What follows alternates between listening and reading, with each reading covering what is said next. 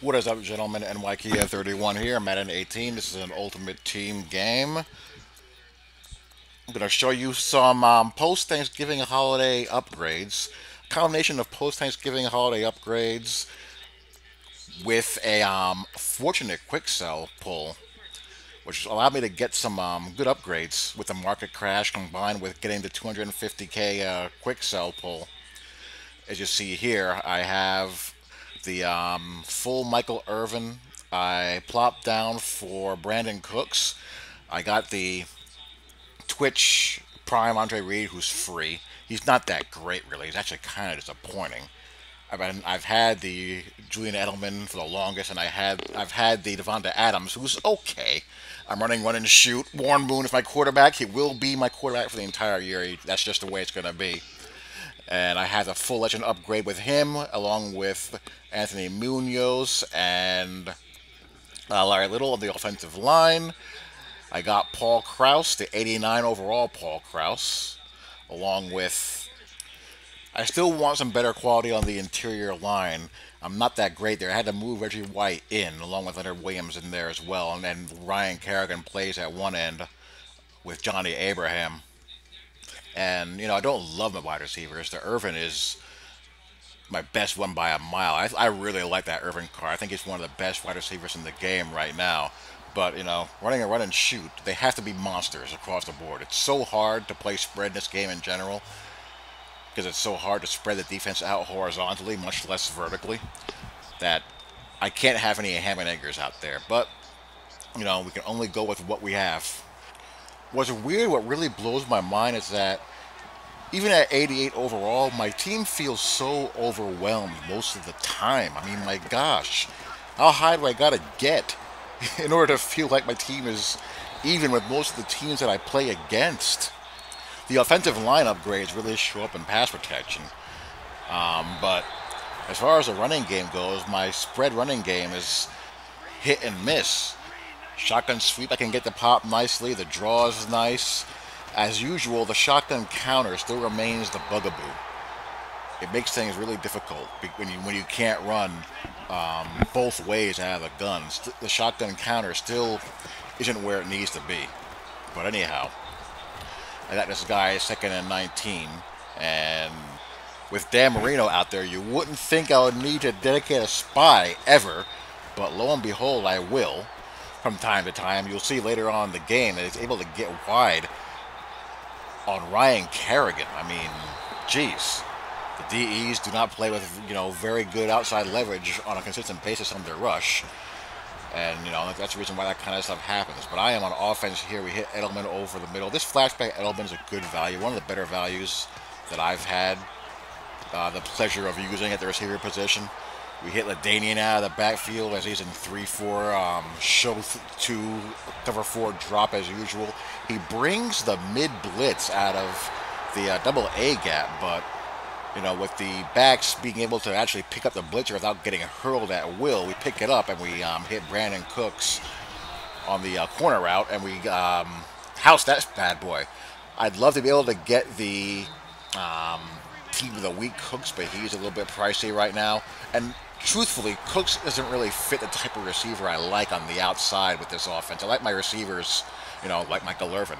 I like tall, physical receivers on the outside that can go up and get them.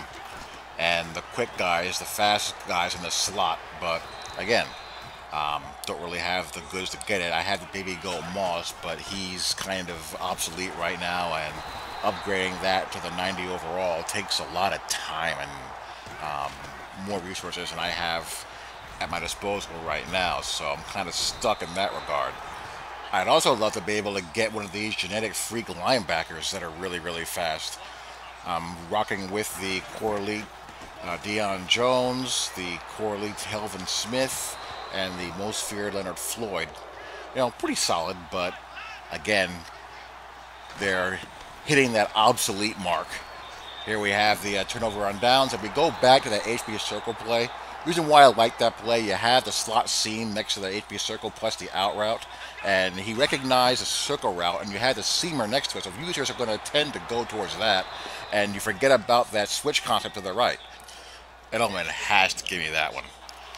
Has to give me that one. I had the wheel route there. The usered the seam flat there, which caused that wheel route on the right to get open. I wasn't really anticipating that, so I missed it. But that's a pass that I think Edelman should have come down with. And I don't know how we gained yards on that at all. It's like my guys just kind of jumbled around and just watched him. So here comes compressed mania. When you're down 10-0 and getting shut out, you go to the meta. So he's going to try to hurry up and get some points here. He's going to be in a single back tight. I'm a little bit late there, a little bit late. I knew that was going to be coming, but I just could not get back in time. And he's going to pop in and get on the board. So, you know, it is what it is. So only 15 seconds left in the half. This is a bad job by me. He has no timeouts. Should have just ran the ball and, you know, took it to the half. But I get greedy there. That's just silly by me. It's going to end up costing me 3 points.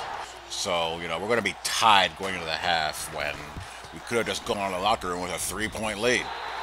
But nope, it's going to be tied up, and we're going to be stuck in a tight game now, especially considering I get the ball at the half. So here we go. Let's get Andre Reed involved there.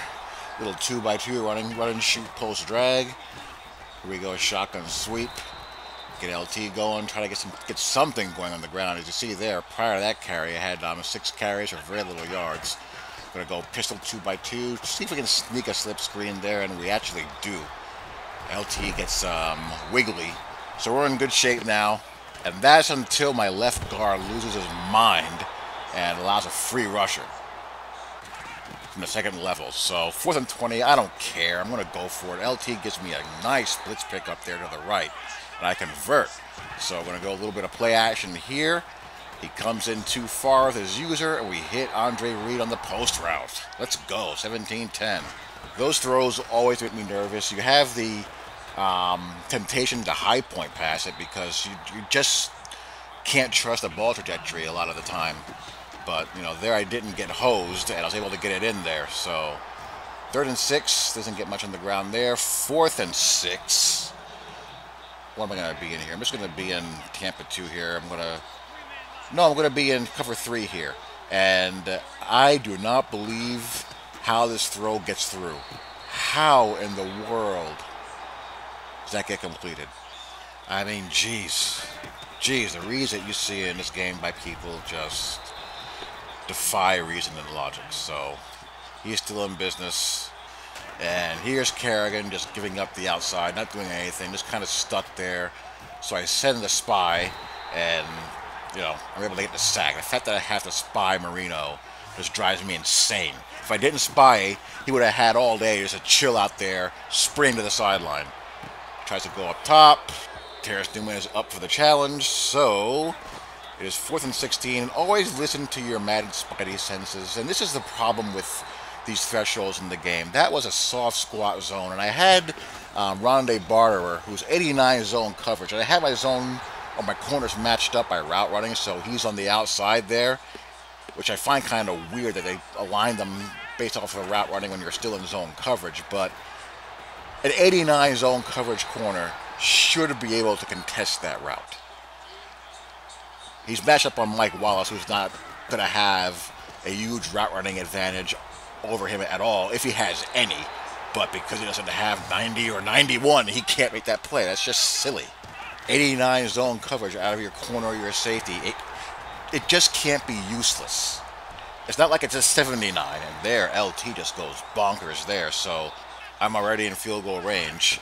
He's going to bring a blitz out of, I don't know what he was in there, but I hit the bubble screen, and I have my ball carrier on conservative now because he's certainly going to be going for a big hit. And I'm going to kick the field goal here as time expires. So we will get a W, and that will be it for this game. It's my, you know, team as of right now. I'll also be starting up the playbook review series. I did a poll on Twitter. You guys want that back. Y'all enjoyed that from Madden 17, so I'll do it again. So look out for that. Anyhow, hope you guys enjoyed. Talk to y'all later. Peace.